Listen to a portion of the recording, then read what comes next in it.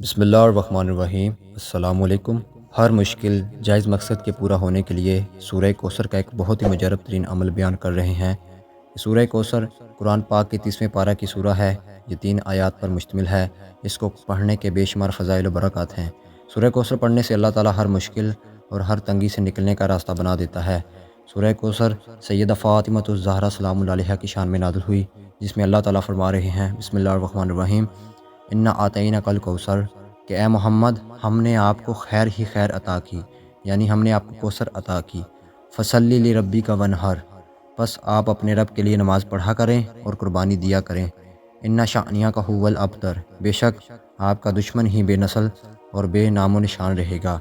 اگر آپ کسی حاجت کو پورا کرنے کے لیے سورہ کوثر کو پڑھتے ہیں تو اللہ تعالیٰ آپ کی حاجت پورا فرما دیتے ہیں۔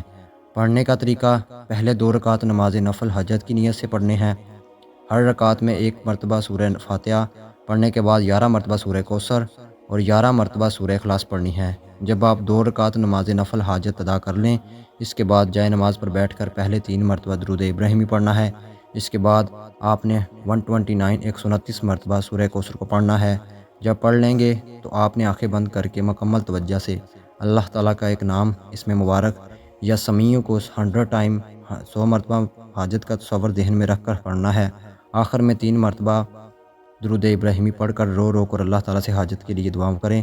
انشاءاللہ محمد و آل محمد صدقے اللہ آپ کی تمام نیک دلی حاجات پوری فرمائیں۔